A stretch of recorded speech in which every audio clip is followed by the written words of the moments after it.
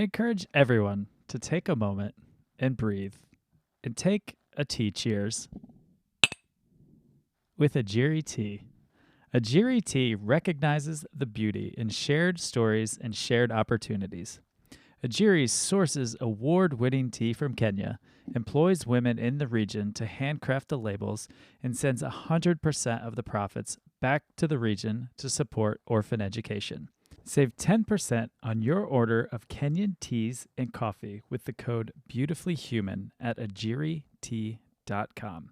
AJIRIT.com. Tea mugs up. Hello and welcome to the Beautifully Human podcast. I'm Nick Sheesby.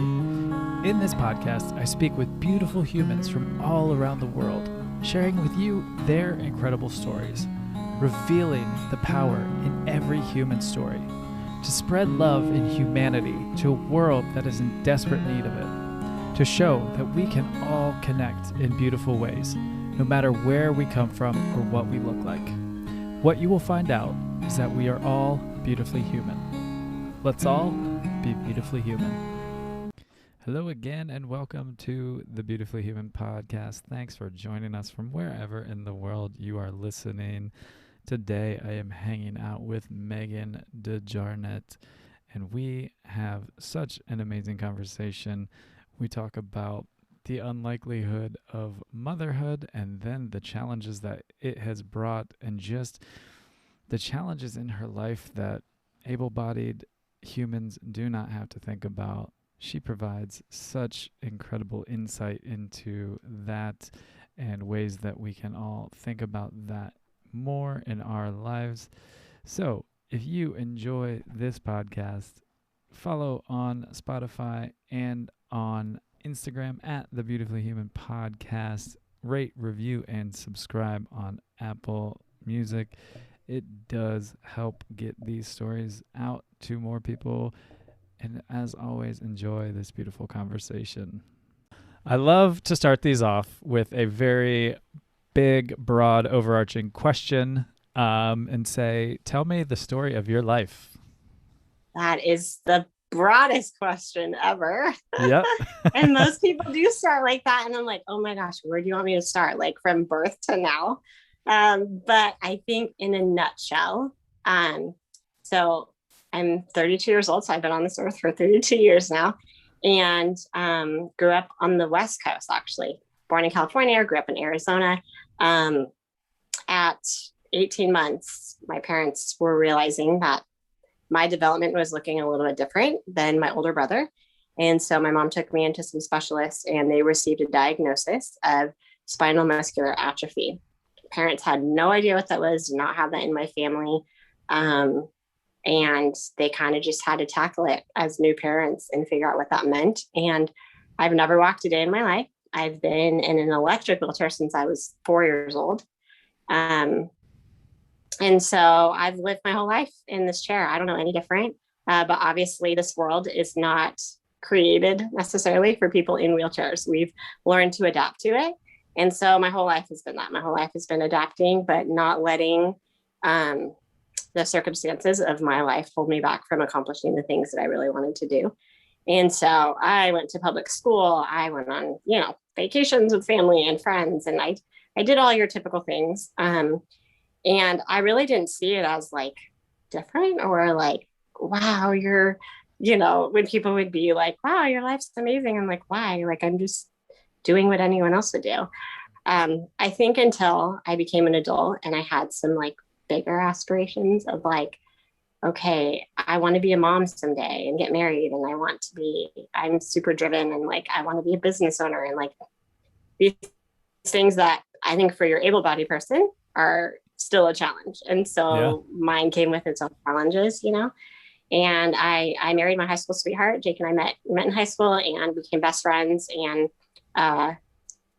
people are funny and have asked him, in my opinion, the ridiculous question of like, did you always know you'd marry someone in a wheelchair? And he's like, no, like I didn't set out to do that. Like, Right.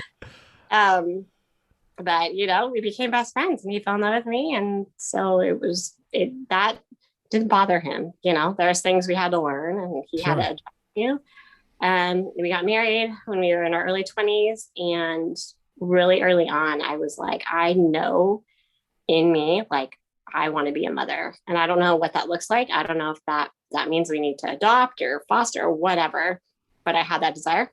And so we went and saw other specialists and they were like, we think you can do it. Like, we'll watch you and monitor you and do our best. And there weren't a ton of cases. At that time, my doctor told me there were only like 17 cases reported of other women with my condition that had kids. So like, that's not very many. Right. And so she's like, let's do it. And she's a very, very incredible doctor that deals with high risk patients. So save you all the details of that. I ended up having my first son. And my son was born prematurely. Not due to my condition at all. So it was quite the unique situation. And because of that, he was later had his own diagnosis of cerebral palsy, which is completely not related to my condition. And so we became new parents. Obviously, my situation as a parent is different because I have to parent differently and do things differently. Just for kind of context for the listeners, because I said I'm in a wheelchair, but due to my disability, I have weakness in all my extremities. So I'm not able to like lift my hands to my hair. Like I can't comb my own hair or I can't get dressed on my own or anything. I can't transfer to anything like that. So I need help with like everything. And so there were people who were like, you're going to be a parent. And I'm like, yeah, because being a parent requires like love and that's it. Right. Yeah. Mind you, yes, my child needs to be cared for, but we figured that out and we totally have, in my opinion, rocked it. So we were parents to Bronx. He's amazing little kid. And he's the happiest little boy in the whole world. So he's 7 now. And then 20 months after he was born, we got pregnant with our second kid. Amazing. Surprise and a total gift. But I say all that, like, yes, I am a mom, but my whole identity is not wrapped in that. But I say all that because it kind of launched me into a few years ago. I just had this passion to reach into the community of parents with disabilities, parents with children with disabilities, and which is interesting because, I've been in a chair my whole life. And like I said before, I never really connected with that or associated myself in that. And I don't know if that was just my own, I don't know, growing or like protection. I don't know why, but when I became a parent to a child with disability, I was like, man, I am super passionate about this. And so I started my own business. It's called No Such Thing. I wrote a book but it was really just out of a personal, like my kids have questions. So if my own kids who live with the mom in a wheelchair have questions, then I know other parents' children have questions too. And so that's kind of why I launched what I did. But I'm still figuring out, man, that's only been a year and a half. And my husband and I are big dreamers. We moved here to Nashville, Tennessee, just out of, he's a musician and wanted to pursue his dreams. And we picked up and moved cross country. And I don't know, I think we live exciting lives that are a little bit crazy, a little bit on the edge. But I mean, I'd rather say I tried than never did, Yeah, absolutely. I think that's amazing. And I love so how that was a mouthful. Sorry. That was like literally my whole life. No need for sorries. That was beautiful. You could have talked for another hour and I would have just sat here and listened.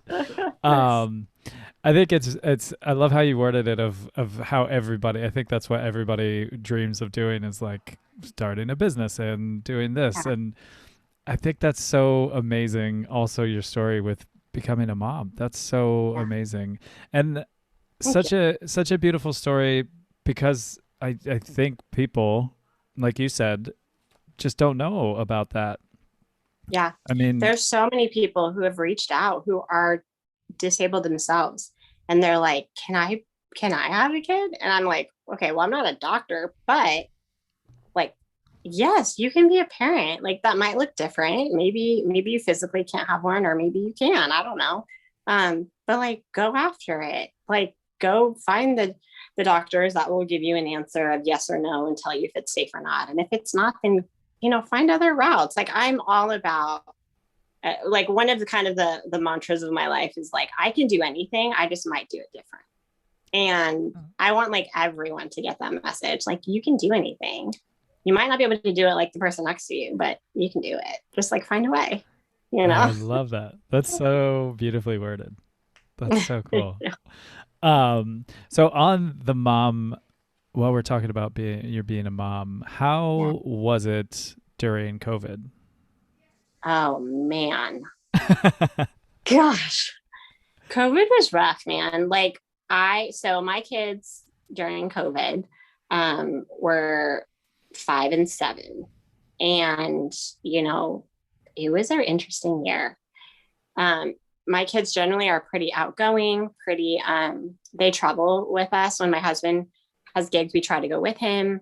My one son, his name is Shy, but he has to spell it for people because he is not shy. He's never met a stranger, super outgoing. He spells it differently. But I say all that to say COVID really, I think, had more of a psychological effect on our family because we spent all of our time at home and all of our time together. And once the kids went back to school, I saw a lot of, for my youngest, especially, like he was having a really hard time integrating back into society. Like he didn't want to leave me. He didn't want to leave Jake. And before he was like, bye. Like he was, my kids did not care when sitters came. It was like, see ya, have fun. And so he really struggled with that. And he has made comments like, I just want to stay home forever. I'm like, what? Like that is so not our personalities, Yeah. And so it was an interesting year for sure, I think, in that aspect. And then we chose to send our kids to school and they did have to wear masks. But honestly, like in my opinion, I know other people have strong opinions about this.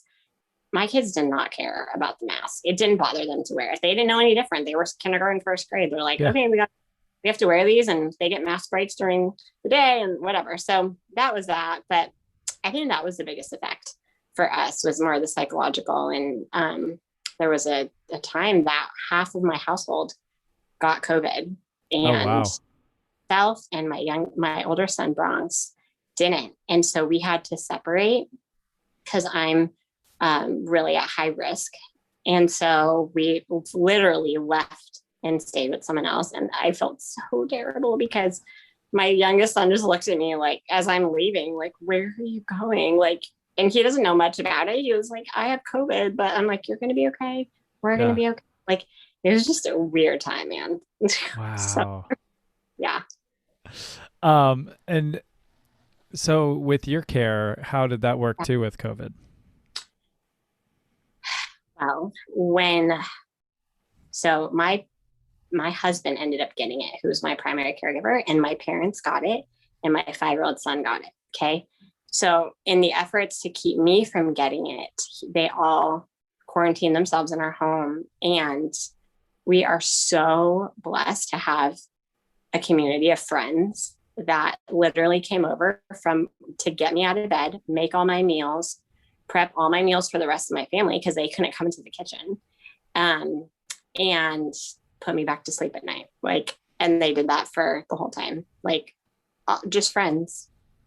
It was incredible. Amazing. Yeah, it was incredible. So get yourself a good community of people. Yes, yes. But and honestly, we were able to keep me from getting it. I never got it, and I was in the same house as them. So I don't know, man. This was a crazy year for sure.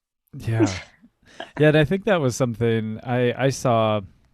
I forget who it was, but they had 2 caretakers get COVID, and when you don't have to worry about that, it was like something with the privilege that I have that I didn't have to think about. But then it was like, you have to think about this, like take it seriously because there's people that have to work to help other people.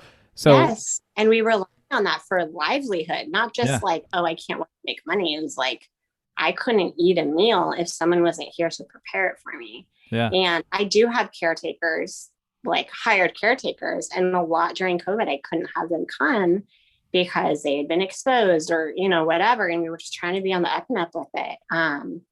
and it's kind of one of those we've talked about, like that fine line of like, I didn't want to be fearful of it and just live in this like bubble, but we had to be wise about it, Yeah. you know? So it was that balance, I think. I don't know. Yeah. Um, yeah, I think that's a good way of saying it. It's just being wise. That's what I was hoping for most people. Is just like, just Yeah. be wise and Just like be smart. Yeah. think about other people. Like, Yeah. how about that? Let's just leave it at Yeah, that. exactly. And that's the thing is like ultimately my husband was fine. My parents were fine. My 5-year-old, he bounced back in like 2 days. But we weren't scared about them getting it. And I know there are cases of completely healthy young people that get it and don't do well. But it was more protection for me, Yeah. and my son. So yeah. So talk to me about no such thing. Yeah. How like what's yeah, talk to me about it.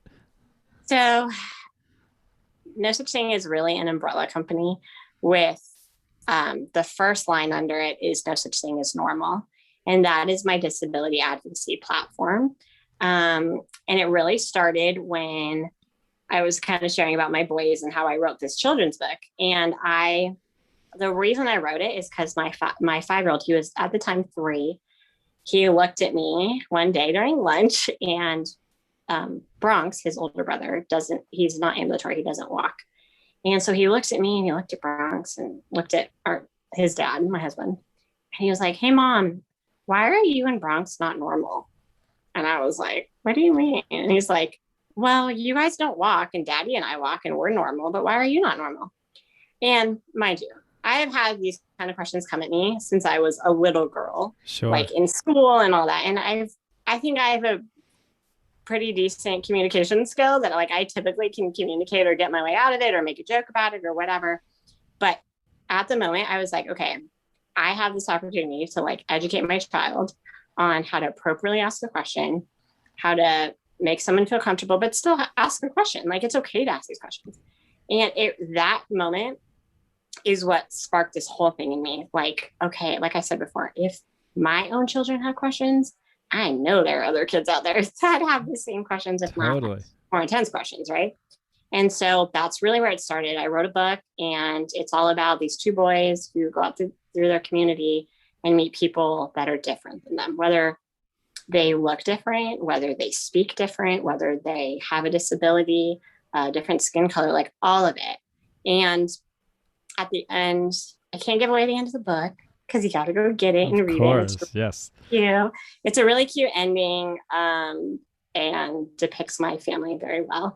But at the end, after that, I really like the most important thing for me was for this to be a resource. And so I put questions in the back of the book, and I also put like tips on how to teach your children about inclusion and differences and things like that. And so that's really the heart behind it. And it was just cool to watch it grow. I started with the book, but we launched it all. So I launched my business 2 weeks before the pandemic hit. Oh man. And this was like my baby for the past couple of years, right? And no one knew the pandemic was coming. And so I launched it. I had my launch team and all of our money invested in this, like everything. And boom, the world shuts down.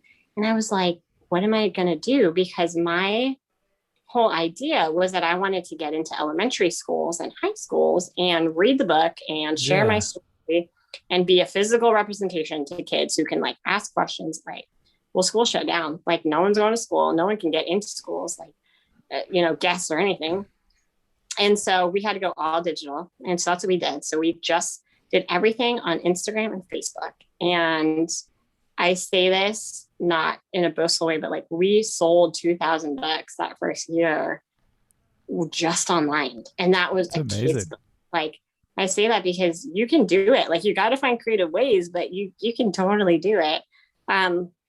And our market, people will ask like, is it really just for kids with disabilities? And I'm like, no, this book is actually more for the families who don't have experience of being around people with differences, because it exposes them to it. And we talk about front loading is a term that means if you can expose early on to your children, we won't have young adults and adults who've never experienced it and don't know how to interact with people of differences. And so that's really the heart behind it. we have other things and other passions, but it's really just about demystifying people with differences and showing like, yes, ask questions. Those are great, but here's great ways to ask them and, you know, appropriate ways. And I got to tell the stories. It's so funny. Just over the weekend, we were at the pool. I took my kids across to our public pool here, and we walk over to our spots, our lawn chairs, whatever. And this kid yells from across the pool. He knows my 5-year-old from school, and he's like, "Hey, Shy, what's wrong with your mom?" Like screams it. And I could tell all the other parents were like, "Who?" Like the air just got sucked out of the room, right? Yeah. And my son looks at me, and I was like, "Go ahead, answer." And he was like, he screams back. He was like, "Nothing's wrong with her. She just uses a wheelchair because her legs can't walk." And I'm like, "Good job, buddy." He's 5, okay? And the kid's like, "Well, why does she have legs then?" Like they're literally having this interaction, okay? And he's like, my son's looking like, did he seriously just ask that question? You know? And he's like, "Well, she's never walked." Like he answered. I was so proud of him. And the mom comes over and she's like, "Hi, I'm so and so's mom. Like, I hear there's questions being asked." I'm like, "Don't worry about it. Like, I'm happy." Mind you, that probably wasn't the most appropriate way to ask that question. Right. But at the end of the day, like, I was so proud of my son, and I was like, that is why I do what I do, because I don't want him to feel uncomfortable. Right. That he doesn't know how to answer that question, because I am different. I look different than every other mom, right? But I also want him to be able to approach people with the right way. So it was just cool. It's one of those where I'm like, if I did anything right, it just showed me right there. That is why I did what I did. I am done. Like, right? Yeah. Hang out my hat. But yeah, I mean, it's one of those things where I tell my kids, disability or not, everyone's different. Yeah. And, you want to respect every person. And so that's the heart behind it, really. Yeah. That story you just told just makes me think of that. I think it was a show. The kids say the damnedest things. Yes. Just like, yeah. oh my God. Oh, the bluntness of a kid is like, oh. And I love it. Like, so I got to do 2 school readings before they shut down. And they do, man. They ask the best questions. And when I was a high schooler, I worked in a school, and I was like a TA for kindergarten, first graders. And the very first week of school, I always like open the floor. Like, if you have questions or you want to like look around my chair or touch something or explore, like I let them. And man, those kids literally have no filter, but there's like a purity about it, Sure, like, yeah. But that's where I feel like we have a chance to like educate on how, like, I'm not saying like, don't ask me a question, or a big thing in the disability community is don't tell your kid to not stare, tell your kid to say hello. And that's so important because I think as a parent, your intention is don't stare at them. Like, yes, they look different, but let's pretend like everything is the same. It's like, don't pretend like I'm the same. I'm not the same. Yeah. And you're making me feel weird thinking that you don't see my wheelchair here. Like, it's okay. But like, treat me like a human, say hello, right. And so that was really what I got to do in the beginning of the school year, was like, let the kids ask questions, and they asked the funniest questions. Like, one that I will never forget is like, and I know this is audio, so like people can't totally see me, but like, I'm a fairly petite person. I weigh like 90 pounds. Okay. And this one kid was like, he was like, "Why is your head so big and your arms so small?" And just like super blunt, right? Yeah. But he kind of had attitude, so I kind of like came back with an attitude, which I've learned now. I got to educate. Okay. At the moment, I was in high school, whatever. And I was like, it's because I'm really smart. My brain's really big. And he was like, "Oh, okay." But then I later clarified. But anyway, sometimes you just got to have fun with it. Totally. Oh, man. Yeah. But I think as we're talking about that, it is such a good step, though, to say hello. Don't just stare and think, oh, this is weird. Say something, say hello. And yeah, you might not come off, especially when you're younger and you have no filter, you might not come off as like the best question formulated, but at least you're asking questions. And I think that kids these days, with everything that is being presented to them, are learning so much quicker, which I just did. I didn't have access to that when I was growing up. I Right. didn't there wasn't it wasn't taught to me. It wasn't something that was presented. So I just Hmm. learned as I went. But I think kids these days are just getting presented with A lot. Yeah. more. So they're Exposure to things. And I think it's a good thing. yeah, And I think one thing that we suggest in our book is to highlight similarities. So many times we focus on what's different about somebody when it's like, hey, that little girl, she's in a wheelchair, right? But she has blue sneakers just like you. Like yeah, there's something in common, and instead of drawing such a divide and such a difference, like there's actually more similarities than you would think. right. That's just like one of the little tidbits we encourage. Yeah, and that's why that's the whole basis of me having this podcast was to break down all the stigmas and just say, yeah, there's differences out there, but get Yeah. rid of them. Who cares? Yeah. Like, yeah, we're all different. If we all look at each other, we're all very different, but we can all, no matter where we come from, what we look like, we're all there's so many similarities, and let's Yeah. focus on those, and let's focus on how we are all beautifully human, and Mm. let's go forward with that Yeah. and be Totally. inclusive of everybody. Yeah. That sounds way better to me. Yeah. Right. I know. Same. In my Exactly. beautiful hippie brain, that's what works for me. No, I love it. I love Uh, it. So, as a child, how was it growing up? What were the kids like when you were growing up? Well, I think I have to give a lot of credit to my parents because they very much did not over shelter me. And I say that because I know a lot of parents who accidentally do that with children with disabilities or differences in protection. They don't want, I totally get it actually now as a parent. But my parents were very much like, you are different, yes, but you're also not different. So go do your thing and go do what all the other kids are doing. And as a little girl, go have sleepovers and go, make friends. And, I probably had a few encounters that it was awkward um, but they taught me to speak up. They taught me to state what I need or state what's going to help the other person understand me or whatever. And obviously there's things I had to mature and grow in, and I had to, um, I never wanted to be an inconvenience to someone. And so I think sometimes I would opt out of not doing something Hmm. because I knew it was going to take a little extra work. But luckily, especially now at the age I am, like I have amazing friends and amazing family that they would never let that be an option. Like, no, who cares if it's going to take a little extra? Like, go do it. I just got back from a vacation out of the country, and that's hard. Like Yeah, flying, it's really tough flying when you're in an electric wheelchair. But it was one of those things where my husband's like, no, we're gonna go. Like, you want to go? Let's go. yeah, And so, yeah, I think as a child, I just had to learn, and that's what I hope to encourage my kids is like, speak up. Say what you need to say. Like, obviously, be kind and be a respectful person, but like, if you need something extra or if it's not accommodating to you, like, it's okay to say something because half the time other people and businesses are just not aware.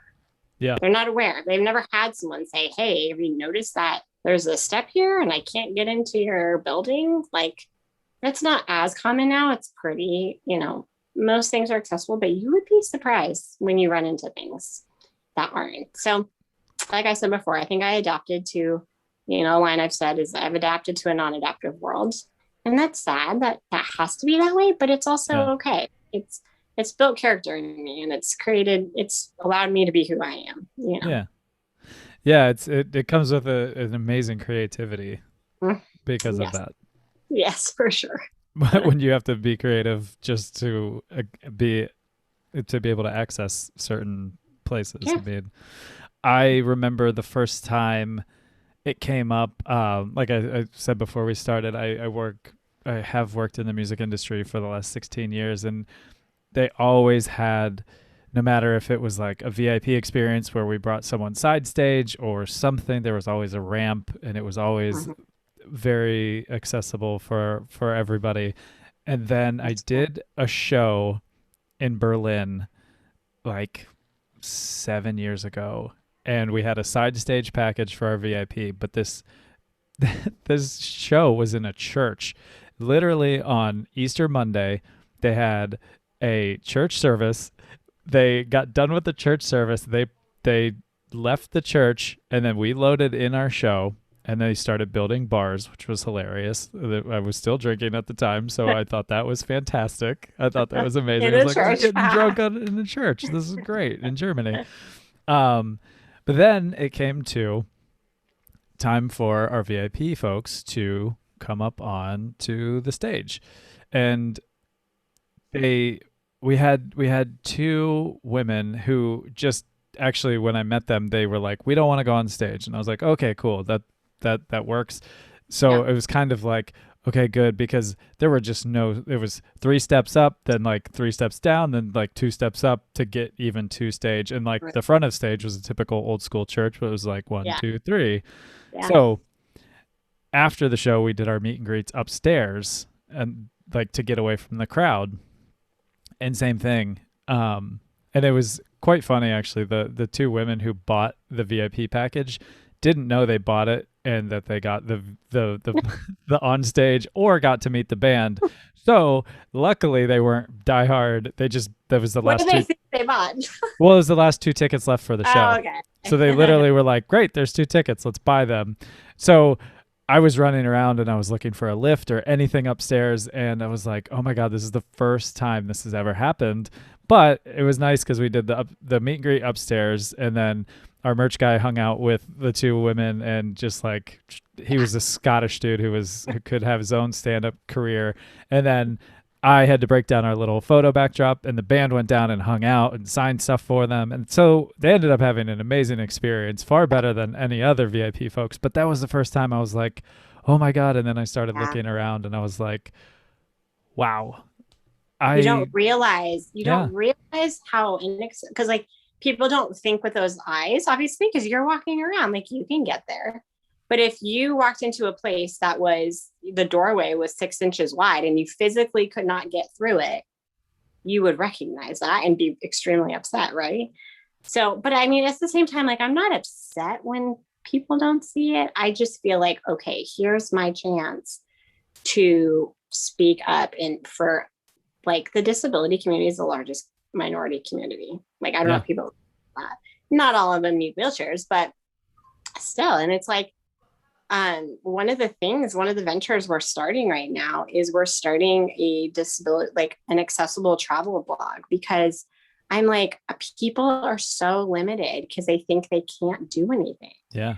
And to be honest, a lot of it is really hard and a lot of it isn't accessible, but I would love to partner with resorts and other organizations that can make it accessible so that everyone can have this experience, you know?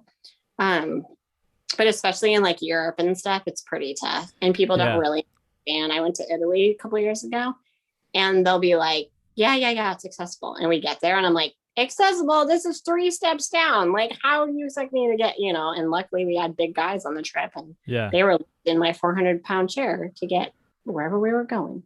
Wow. But yeah, it's amazing friends. Yeah. Oh, I know. I probably still owe them a massage or something for all that lifting. So on that note, talk to me about flying. I've constantly wondered about that. Wow. It's tough. Let me tell you.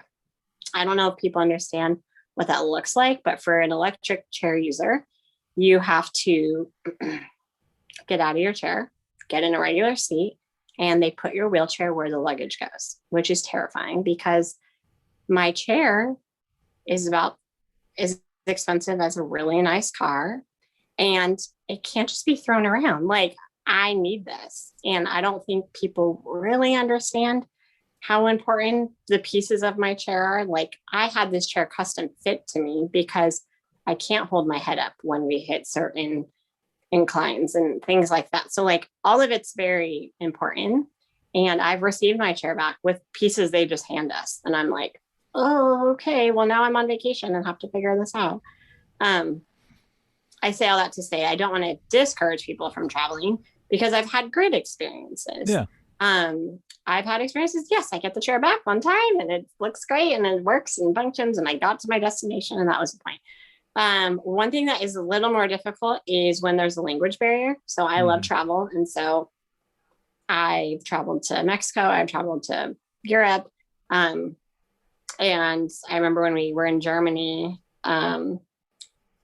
most beautiful airport ever, but there was a huge miscommunication with the groundsman. And my husband ended up having to go outside, go down on the ground where the plane is, and help them put my chair in the plane and then get back through to get on the airplane. Wow. So it's been interesting. And I know there's a lot of people advocating and trying to see change, because if they could just allow us to stay in our chair, like that's just the chair part. Like, but then you go to the discomfort for someone who has to sit in a really specific chair and then get out and go sit in those god awful airplane seats for however many hours.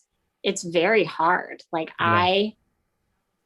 even on short trips, like even this last one, we just got back from Mexico, Cancun, and it was like my husband's like holding me and trying to make it work for 3 hours. And, it is rough, but I don't let it hold me back. Yeah. But I do wish there was some big change. I wish these airline companies could figure out a safe way to allow us to stay in our chairs in those first 2 rows or whatever. And I know there's people, like I said, advocating for it. I think we're kind of far away from it because it comes down to money. Sure. Because if you make those accessible seats, then not everyone can use them and blah, blah, blah, whatever. But it's rough. It's not the easiest thing to do. Yeah. Yeah. Yeah, it is a shame too. And it's just that it comes down, like you just said, it comes down to money. And I'm just like, yeah, damn it, man. Come on. You know what I think often though is like, man, like I'm so grateful to live in the era I live in, because I could not imagine like living 100 years ago. Like, my life would be so different. I know everyone's life would be different, but really, I'm telling you, my life would be way different. Yeah, no kidding. Yeah. Wow. Yeah. Oh man, I have thought about that a lot. I work with a nonprofit called We Carry Kevin. Have you heard of that? Yeah. You know Kevin? Yeah. I run his social media. Okay. That's so funny. Okay, yeah. We'll talk about that later, but yes. Definitely. So it's definitely been part of my growth as well. Like I met Kevin 10 years ago. Okay. And then we kind of kept up and whatever. He came to a show of a band I was working for. Yeah. And then we became friends, and then later. We have the same condition, and we work for some of the same companies because of that. And he was just on a board with me, and he was telling me about his backpack and how he's like, you need to get one. I'm like, my mind just went like, oh my gosh, I do need one. Like I need my husband to carry me to that waterfall I've been dying to go to, but my chair can't get me there. Like, yeah. Yeah. And it's so that in and of itself of just running this and running the social media and then seeing all these amazing stories, because the one thing that when we talked about me taking it over, it was like, let's show these families and the beauty that is happening, and just show that it is hard. I mean, his story with trying to backpack through Europe, I mean, it's pretty impossible. So as I've been learning, that's one that's been fascinating, because I love to travel. It's one of my favorite things in the world to do. Yeah. So yeah, that one's constantly been on my mind of just how that's even inaccessible. Oh yeah. Yeah. And there's even more places I want to go. And I'm like, oh man, I don't know. Like, and what? Like, I want to go to Israel, right? And so my mom went. I'm like, keep your eyes out. Tell me if you think blah, blah, blah. But I'm like, I have to send someone every time I want to go somewhere. Like, you go first. Let me know how it is. Scout it out for me. Yeah. Which is great. But I'm like, yeah, it's tough. Yeah. It's just part of life, though. I get it. Yeah. So this brings me to a question that I ask everybody on this podcast. And if I had a plane ticket to anywhere in the world to give you, where would you go to? Oh man, I wish. Okay, this is gonna sound really weird, but we have been saying we want to go to Japan really bad, because my husband's a musician too, But his secret party trick is he was a sushi chef for many years. And so he always jokes, like, he's like, I would be Japanese if I was allowed to just choose, like, and our kids are super into, like, we love the culture. We love, like, obviously the food. And so I'd have to say Japan. That's where I'd want to go. Yeah. I Yeah. mean, I don't think that's weird. Honestly, I've asked so many people this question since Yeah. I started this as a blog a while ago, and then I Yeah. do it every podcast. And I would say more than any answer, it's Japan. Seriously? Yeah, a I would lot have of thought people. people were like, I want to go to the whatever beach and like lay under the, like kind of more vacation-y. Yeah, And I love that. Don't get me wrong. That's my totally. jam. I Yeah, just did that for a week, 2 weeks ago. But as far as like experiencing culture, like I want to go there. And food, we're big foodies. Like, oh man, I want to go there. same. I know. I am thoroughly fascinated, and it's everybody I know that's been there is just like, oh, it's just the best. It's so Yeah. cool. I have some friends who went, and I was like, while they were there, they were like sharing stuff on Instagram. And I'm like, again, I was like, okay, keep your eyes out. Tell me, do you feel like it's pretty accessible? Places like when I went to Rome, they try to preserve the history so much. Obviously, that was not accessible back hundreds of years ago. But like she was saying with Japan, it's so modernized in a lot of areas that she's like, I really think you'll be fine. Like, Yeah. you know, it's super clean, like all of it. I'm like, yeah, I want to go. Yeah, from what I've heard, I haven't I don't know any like specifically on that, but I feel like because of that, when you were saying you Yeah, gone to Italy, but then Japan as well, I was like, I think because a more modern society, like rural parts of Japan, it would be sure. Yeah. tough. But like I think I'm gonna need that Tokyo, backpack. I'm gonna need that backpack yes, for that. yeah, yeah, yeah. So I don't think that's weird at all. I think it's high on my list too. Yeah. Yeah. Um, what's the most surprising place you've been to? Surprising. Oh man. We went to Greece, and again, I love the food. It's not what us Americans think. It's not the same. You don't get hummus there. They looked at us like we were really dumb when um it's beautiful. Um that's probably the most surprising. We didn't spend a lot of time there. It was like a port of a cruise that we went to. Okay. Um I would actually say my most favorite place. I know that's not what you asked me, but That's all my right. most favorite place was Capri, Italy. Oh my, Ooh. so gorgeous. How If long I did was you stay? if I was a billionaire, that's where I'd live. We were just there because it was one of our ports. Oh, okay. So we took like the ferry over to the island and then spent the day there, and it was just so beautiful. Oh, it's gorgeous. Yeah, Italy's another place. I've been to so many places in Europe. Fortunately, I've been very fortunate to travel, but I've never Mhm. made it to Italy yet. And Yeah, every time I choose to go somewhere, I typically choose places that most people won't or wouldn't necessarily think of or want to go. And then I'm like, Mhm. Italy, I can convince somebody to go to at some point, but I'm going to Right. go to like Romania Yeah. when I don't think So most people. it was a toss up when you asked. Yeah, it was a toss up when you asked me where I wanted to go, but I was going to say India, but then I thought, no, Japan wins. I definitely want to go to Japan more, but I've never been to India and I really want to go. I mean, in my perfect scenario, it's an Oprah moment for me, and I say, "Well, you're going to Japan and India." Yeah. So in I my think, perfect in my perfect scenario, that is right there. So, um, also, I wanted to ask, and just for people listening, can you talk a little bit just about SMA and just kind of yeah. So SMA stands for spinal muscular atrophy. And um, basically, in a nutshell, it's a neuromuscular disease. It's not hereditary, it's genetic. So take you back to school. My mom had the gene, my dad had the gene, and then every one of their children had a 25% chance of getting the disease. And 3 out of my 4 siblings have a form of it. And I say form because there's technically 4, but three are typically talked about forms. They call them type 1, type 2, type 3, or type 4. Type 1, typically they were seeing, you see it at onset of birth, and the average life expectancy is about 2 years old. I have type 2. My younger brother, Austin, also had type 2. And then that is onset early. Again, we've never walked. Some do, but most don't. And we typically spend our lives in our chair. And then type 3 is onset later. So my sister, she's our youngest sister. She has, would be considered a type 3.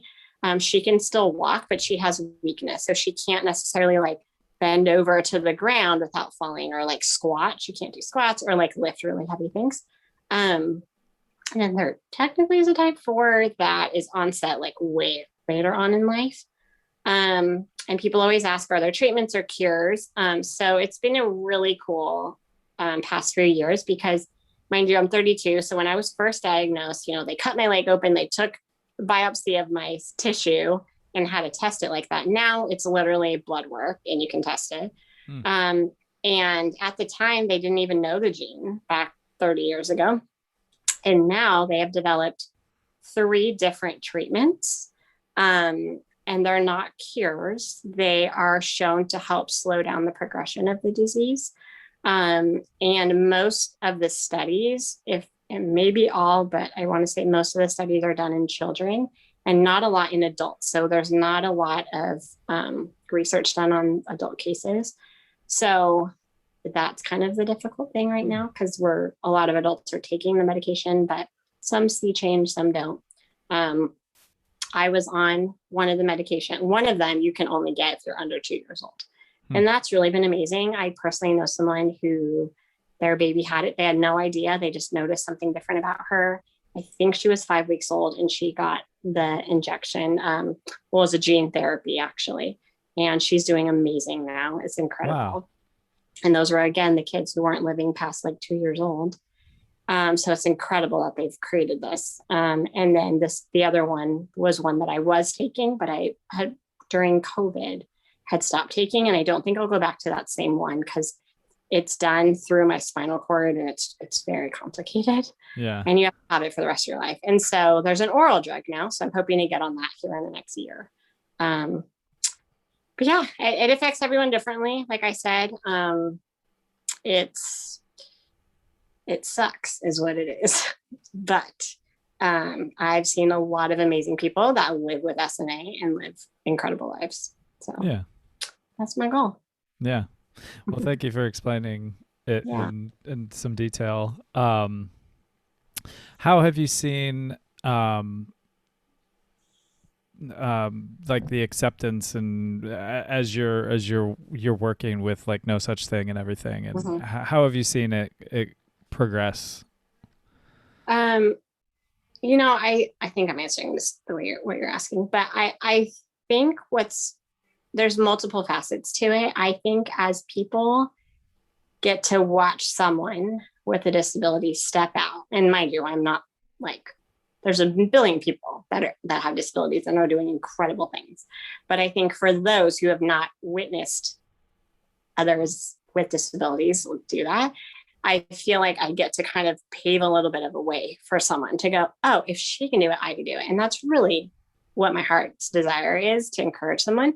And the thing that keeps me going is the testimonies I get of parents specifically, but other teachers and therapists that will write me and say, thank you for writing this book. Like, I had so many questions, or I didn't know how to answer this for my kid, or I didn't know how to teach my classroom about this. And they've used it as a tool. And it's very much been accepted. And I'm so thankful for that.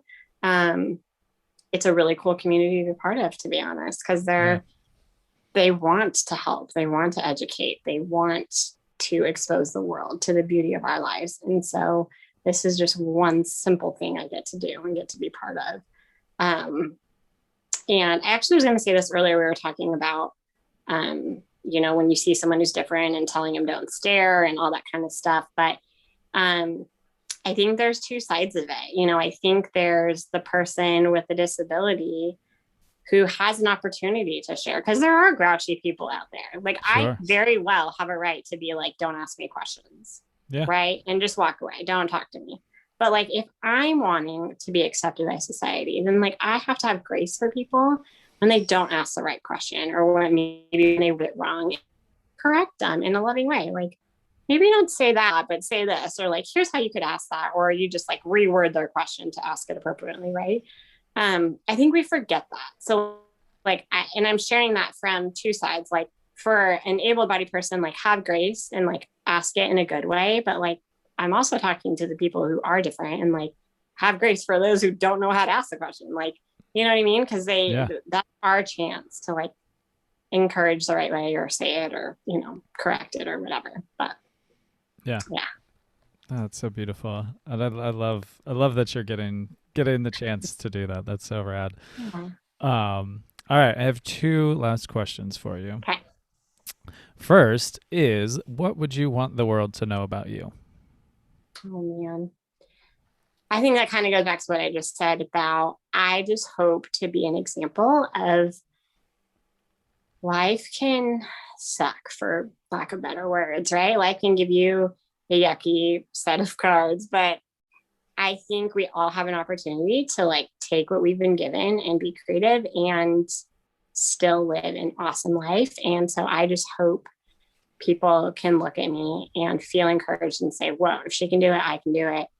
You know, doesn't have to be the same thing. Maybe you don't have a passion or a desire to be a parent, but maybe you hope to start a business someday, or hope to influence someone in this way, or whatever it may be. I just hope that my life can be an encouragement to somebody. Yeah, I love that. It's so great. And I've thoroughly enjoyed having this chat with you. Thank you. I have to. All right, last question. If you had the ear of everybody in the world, what would you say to them? I had the ear to everyone. Oh man. I think the word that first comes to my mind is like, don't lose hope. Like, there's hope for whatever situation you're going through. Again, I kind of keep going back to the same of like, be creative with accomplishing the things that you know are in you, that you're like, I have to do this in my lifetime. Whether it's career wise, or parenting wise, or living situation, or whatever, travel, whatever, like have hope that there's a way to do it. There's a way to do it. Yeah, I love that. I think that's such a good message to just everybody in the world. Yeah. Live your life, keep hope out there, and be creative. Go be you. Yeah, go do it. Do it different, but do it. Yeah, do it different. Be you, be weird. Go after it. Live your life. Stop not taking chances. I think you need to take chances in life, and just get out there and go for it. For sure. Definitely. Well, Megan, thank you so much. This has been so nice. I've loved chatting with you, and thank you for your time and hanging out with me. Yeah, thanks for having me. Thanks. It's been such a pleasure. Awesome. Have a beautiful night. Thanks. Thank you for listening to the Beautifully Human podcast. To hear more beautiful stories from beautiful humans, follow us on Spotify and rate, review, and subscribe on Apple Podcasts. Follow us on Instagram at the Beautifully Human Podcast. Peace signs up.